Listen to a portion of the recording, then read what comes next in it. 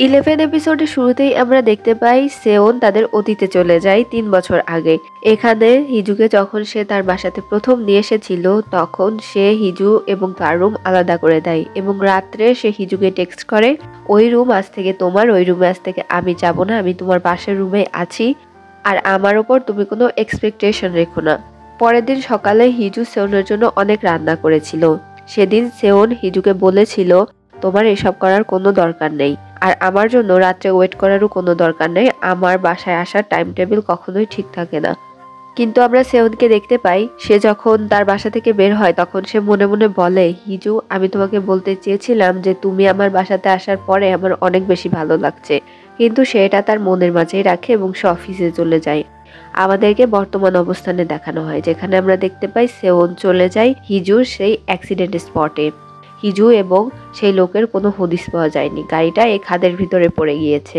অন্যদিকে আমরা দেখতে পাই দুই পরিবারের সবাই আসছে, শুধু সেওনের মা ছাড়া। সেওনের বাবা এবং ইনার বাবা একে অপরের সঙ্গে লড়াই লাগিয়ে নেয়। এখানে ইনার বাবা সেওনের বাবাকে বলে তোমার ওই সাইকো ছেলেকে যদি ছোটবেলাতেই তুমি উচিত শিক্ষা দিতে তাহলে আজকে ও এত বার বাড়তো না, আমার হিজুর সঙ্গে এত কিছু হতো না। এদিকে আমরা হিজুর মাকে দেখতে পাই সে পাগলের মতো কান্না করতে থাকে। আর সেওন এখানে গাড়ি খুলে দেখে যে তার মা আসে নাই। সে পুলিশকে বলে নিশ্চয়ই এর মাঝে কোনো রহস্য আছে এবং পুলিশকে এই ব্যাপারে ইনভেস্টিগেট করতে বলে। রাত্রে আমরা সেওনকে দেখতে পাই সে বাসায় না গিয়ে সে তার বাবার বাসাতে চলে যায়। সেখানে গিয়ে সে তার মায়ের গাড়ির ড্যাশবোর্ডটা চেক করে দেখতে যায়, কিন্তু দেখে যে সেখানে কোনো ভিডিও নেই। এরপরে সে সেখান থেকে চলে যাওয়ার আগে তার মায়ের সঙ্গে তার দেখা হয়ে যায়, অর্থাৎ তার পালিত মা তাকে জিজ্ঞেস করে তুমি আমার গাড়িতে কি করছিলে। সেওন বলে কি করছিলাম এটা তো আপনার জানার কথা। এই কথা বলে সেওন বলে আপনার ছেলের এত বড় একটা অ্যাক্সিডেন্ট হলো, অ্যাক্সিডেন্ট স্পটে সবাই ছিল শুধু আপনি ছিলেন না, ব্যাপারটা একদমই মিলছে না। এরপরে সেওনের পালিত মা তাকে বলে যে ছেলেকে 20 বছর ধরে জানতামই না সে বেঁচে আছে না মারা গেছে, 20 বছর ধরে কত দিন রাত আমি কান্না করেছি, এখন কান্না করতে করতে আমার চোখের পানিও শুকিয়ে গিয়েছে, সে তো আমার কাছ থেকে কবেই হারিয়ে গিয়েছে, এই জন্য আমি অনেক বেশি স্বাভাবিক আছি। কেন, তোমার কি আমার উপর সন্দেহ হচ্ছে? তুমি কি আমাকে অ্যারেস্ট করাতে চাও? অন্যদিকে আমরা ইউরিকে দেখতে পাই সে নিউজ চ্যানেলে নিউজ পড়ছিল। এক পর্যায়ে সে নিউজ পড়া থামিয়ে দেয়, সব ভিউয়ার্সদের কাছে রিকোয়েস্ট করে এবং সেই লোকেশনটা তাদেরকে বলে দেয় যেখানে কিনা হিজু অ্যাক্সিডেন্ট করেছিল। সকলকে হিজুকে খোঁজার জন্য অনেক বেশি রিকোয়েস্ট করে এবং সেখানে যেতে বলে। পরবর্তী সিনেই আমরা দেখতে পাই জিসাং এবং ইউরিকে। এই সময় ইউরি অনেক বেশি দুঃখী থাকায় জিসাং তাকে প্রে করতে বলে। আমরা দেখতে পাই এখানে ইউরি জিসাংকে জিজ্ঞেস করে তুমি কি আগে থেকে জানতে হিজু এবং সেওন হাজব্যান্ড ওয়াইফ? তখন জিসাং বলে যে না আমি আগে থেকে জানতাম না, বাট আমার একটু একটু ওদের উপর সন্দেহ হতো। এখানে ইউরি বলে আমি এই জিনিসটা শুনে অনেক বেশি শক ছিলাম, আমার মনে হয় হিজুর আমাদের কাছে অ্যাপোলোজাইজ করা উচিত, কারণ আমরা ওর ফ্রেন্ড হই আর ওর আমাদেরকে জানানো উচিত ছিল যে পেক্সেওন ওর হাজবেন্ড। এরপরে জিসাং ইউরিকে বলে তুমি কি এটা জানতে যে হিজু কথা বলতে পারে আর হিজুর ভয়েসটা আসলেই অনেক বেশি সুন্দর। এই কথা শুনে ইউরি শকড হয়ে যায় এবং ও বলে হিজু কথা বলতে পারে, এটাও আমাকে বলে নাই। এরপরে সে জিসাং এর হাত ধরে বলে এবার তো অবশ্যই আমাদেরকে হিজুকে খুঁজে বের করতে হবে এবং ওকে দিয়ে আমি অ্যাপোলোজাইজ করাবো। ও আমাকে কি করে বলতে পারলো না যে ও কথা বলতে পারে, আমাদেরকে হিজুকে খুঁজে বের করতেই হবে। সে অনেক ইমোশনালি এই কথাটা বলে। এখান থেকে সিন কাট হয়ে আমাদেরকে সেই অ্যাক্সিডেন্ট স্পটে দেখানো হয়। সেই অ্যাক্সিডেন্ট স্পটে আমরা দেখতে পাই সেখানে মিস জিনা, মিস কাং সবাই আসছিল হিজুকে খোঁজার জন্য ভলেন্টিয়ারি করতে। এখানে ইউরি এবং জিসাঙ্গু চলে আসে। মিস জিনা অনেক বেশি ইমোশনাল ছিল, বাট সবাই তাকে সান্ত্বনা দেয় এবং বলে হিজুকে অনেক দ্রুতই আমরা খুঁজে পাবো। এখানে আমরা সেওনকে দেখতে পাই সে পুলিশের কাছে আবার আসে এবং তাদেরকে ভালো করে ইনভেস্টিগেট করতে বলে। সে বলে যে তার মাকে, তার পালিত মাকে অ্যারেস্ট করতে, আমি ওয়ারেন্ট ছাড়া ওনাকে কিভাবে অ্যারেস্ট করতে পারি। তখন সেওন বলে যে প্রুফ আমি আপনাকে দেব। আর এখান থেকে এই সিনটা কাট হয়ে যায়। এরপরে আমাদেরকে দেখানো হয় সেওনের পালিত বাবাকে। এখানে সে বক্তৃতা দিচ্ছিল এবং সে পাবলিককে বলছিল ঠিক কী কারণে তাকে সেওনকে দত্তক দিতে হয়েছিল। সে পাবলিককে বলে যে আমার ছেলের বয়স যখন 15 বছর ছিল তখন আমার ছেলে তার দাদার সঙ্গে লেগে যায় মাছ ধরতে, কিন্তু একটা অ্যাক্সিডেন্টের কারণে সে সেখানেই মারা যায়, আর যার কারণে আমরা অনেক বেশি ভেঙে পড়ি। তখন সেখানে এক ফিশারম্যানকে দেখিয়ে একটা বাচ্চাকে মানুষ করছিল, যার কোনো টাইটেল ছিল না, কোনো নামও ছিল না। সেই বাচ্চাকে দেখে আমাদের ছেলের কথা অনেক মনে পড়ে এবং তখন আমরা সেই বাচ্চাকে দত্তক নিয়েছিলাম।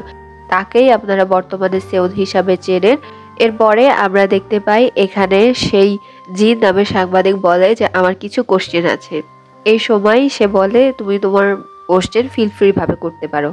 সে বলে আপনি বললেন যে আপনার ছেলে নাকি ছোটবেলাতেই মারা গিয়েছে। সে তো মারা যায়নি। সে যদি মারা গিয়ে থাকে তাহলে এখন স্পোক্স পার্সনের ওপর কেন প্রতিশোধ দিতে চাইছে?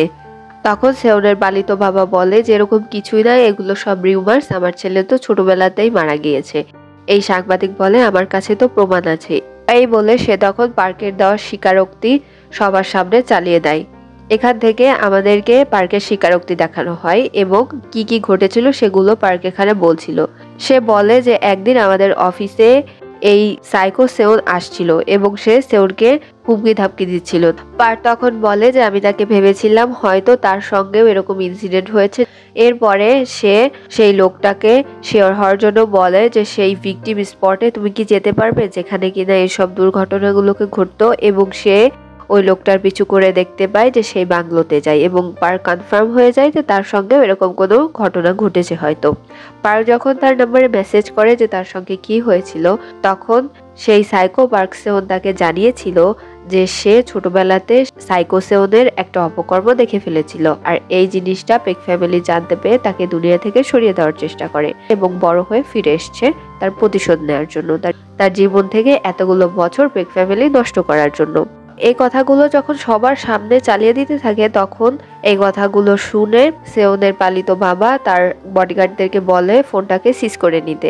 আর তখন সাংবাদিক জিন বলে এগুলো তো অলরেডি পুলিশের কাছে জমা দেওয়া হয়ে গিয়েছে, সো কোনো কাজ হবে না এগুলোকে নিয়ে। একটু পরেই সেখানে পুলিশ চলে আসে এবং এখানে এসে সেওনের পালিত মাকে ধরে নিয়ে যায় সবার সামনে।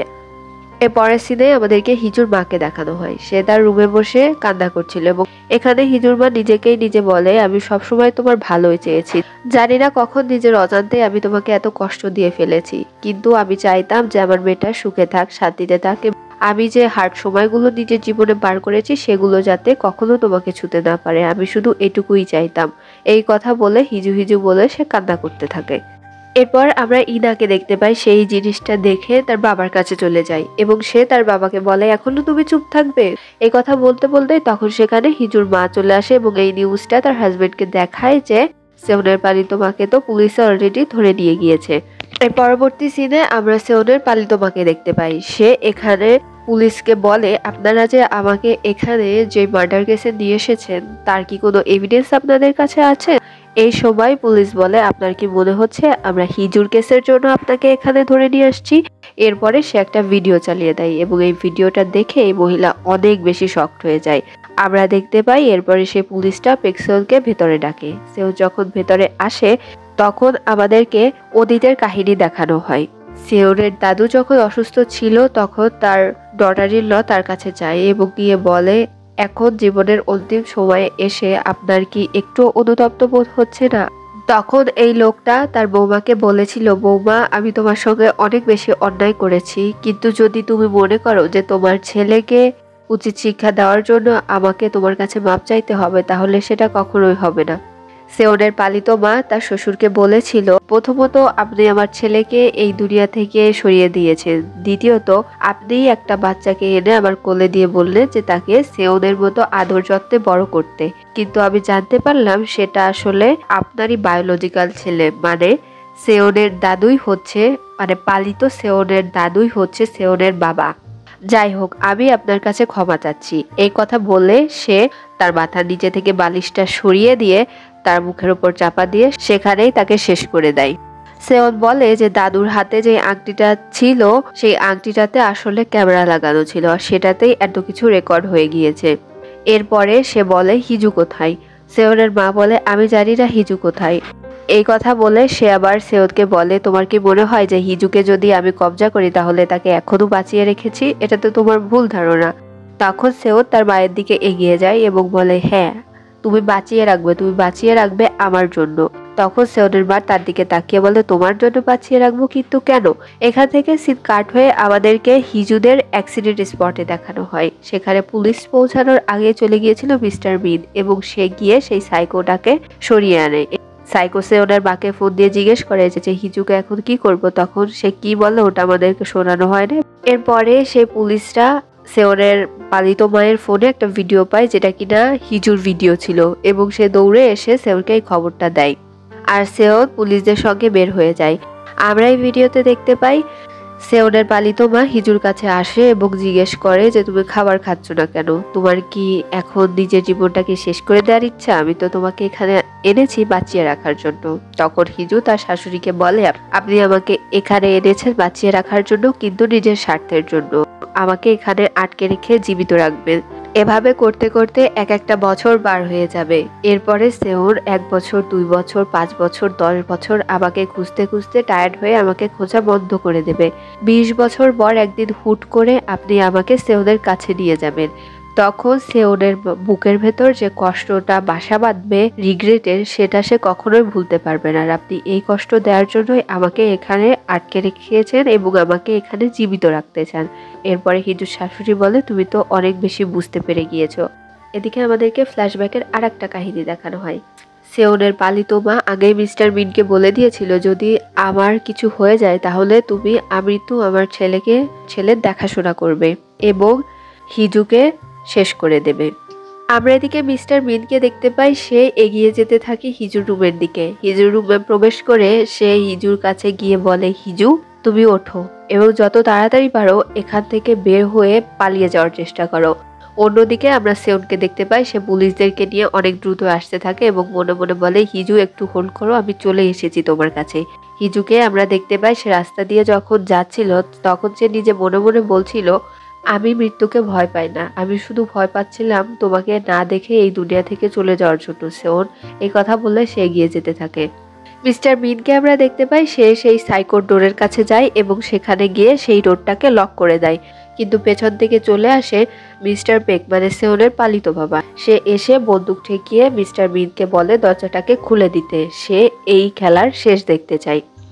এরপরে এখানে একটা গুলির শব্দ হয় এবং আমরা দেখতে পাই হিজু এই গুলির শব্দ শুনে পা পিছলে আর একটা খাদে পড়ে যায় এবং সেখানে সে সেন্সলেস হয়ে যায়। এর পরবর্তীতে আমাদেরকে সেই স্পটে দেখানো হয় যখন সেই সাইকোর গেট খুলে দেওয়া হয়, তখন সে মিস্টার মিন এবং তার বাবাকে মেরে সেখান থেকে বন্দুক নিয়ে বের হয়ে যায়। এখানে আমাদেরকে দেখানো হয় না অ্যাকচুয়ালি সে গুলিটা কাকে করে। দ্বিতীয়বার বন্দুকের আওয়াজে হিজুর জ্ঞান ফেরে এবং সে দেখতে পায় সে সাইকোটা বন্দুক নিয়ে এগিয়ে আসছে এবং বলে যে, অন্নি তুমি আমাকে ছেড়ে এভাবে যেতে পারো না, আমি জানি তুমি এখানেই আছো। আমরা হিজুকে দেখতে পাই, সে দেখে যে একটা গাড়ি এদিকেই আসছে। সে দৌড়ে গিয়ে সেই গাড়ির সামনে দাঁড়িয়ে পড়ে এবং এই গাড়িতে সেওন ছিল। সেওনকে দেখে হিজু জড়িয়ে ধরে এবং কান্না করতে থাকে। এরপরে সেওন হিজুকে গাড়িতে বসিয়ে দেয়। তখন হিজু বলে যে সেই সাইকোটা এখানেই আছে এবং ও বন্দুক নিয়ে ঘুরছে। পুলিশ বলে যে আমরা এই ব্যাপারটাকে দেখছি, আপনি ম্যাডামকে নিয়ে এগিয়ে যেতে থাকুন। সেওন যখন হিজুকে নিয়ে তার গাড়ি নিয়ে এগিয়ে যাচ্ছিল তখন আমরা দেখতে পাই এই সাইকো তার বন্দুক নিয়ে সেওনের গাড়ির সামনে এসে দাঁড়ায় এবং গাড়ি থামাতে বলে, সেওনকে নামতে বলে। সেওন তখন নামার আগে হিজুকে বলে যায়, যাই হয়ে যাক তুমি গাড়ি থেকে নামবে না। সেওন গিয়ে সেই সাইকোর সামনাসামনি করে। পুলিশরাও তাদের পিছু পিছু আসছিল। এই সময় এই সাইকো সেওনকে বলে, তুমি কি এটা জেনে একটু অবাক হবে না যে যাকে তুমি এতদিন তোমার দাদা মনে করতে সেই আসলে তোমার বাবা? সেওন এই জিনিসটা শুনে একটুও বেশি অবাক হয় না, কারণ এই জিনিসটা তো সেওন আগেই জেনে গিয়েছিল। এরপরে এই সাইকো বলে, আরো একটা সত্যি আছে। এই কথা বলে সে সেওনের কাছে এগিয়ে আসে এবং তার কানে কানে কিছু একটা বলে যেটা আমাদেরকে শোনানো হয় না। সেওন অনেক বেশি দুঃখী হয়ে যায় কথাটা শুনে। পুলিশরা আসে এবং এই সাইকোর দিকে বন্দুক তাক করে বলে, গান ডাউন করো। কিন্তু আমরা দেখতে পাই এই সাইকোটা তার গান তুলে সেওনের দিকে তাক করে। সবাই অনেক বেশি অবাক ছিল যে এখন কি হবে। আর এখানে একটা বন্দুকের আওয়াজ হয় আর এখান থেকে এই সিনটা কাট হয়ে যায়। এরপরে আমাদেরকে হিজুকে দেখানো হয়। তাকে আমরা দেখতে পাই রুমের ভিতর সে ফোনের সামনে বসে আছে। সে ভাবে যে যখন সেওন এবং তার মাঝে সকল কিছু ঠিক হয়ে গিয়েছিল তারা এক অপরের সঙ্গে কিভাবে সময় কাটাতো, লাস্ট ক্রিসমাসে তারা এক অপরের সঙ্গে কি কি করেছিল, এইসব কথা হিজু মনে মনে ভাবতে থাকে এবং চারপাশে সকল কিছুই বিলীন হয়ে যেতে থাকে। হিজু কোথাও একটা যাচ্ছিল, এই সময় তার ফোনটা বেজে ওঠে এবং ফোন নাম্বার ছিল 604। হিজু ফোনটাকে রিসিভ করে এবং বলে কে, ও পাশ থেকে কেউ কথা বলছিল না। তখন হিজু বলে যে এটা কি তুমি? আর এখানেই 11 এপিসোডটা শেষ হয়ে যায়। ভিডিওটা ভালো লাগলে সাথেই থাকবেন।